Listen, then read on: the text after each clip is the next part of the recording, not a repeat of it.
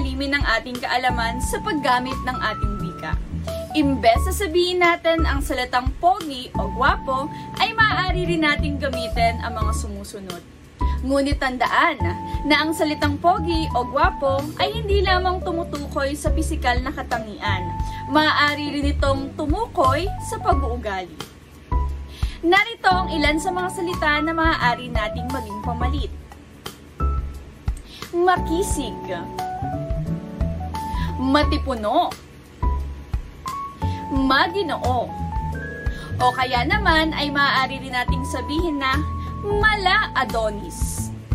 Ilan lamang yan sa mga salita na maaari nating maging pamalit sa salitang pogi o gwapo.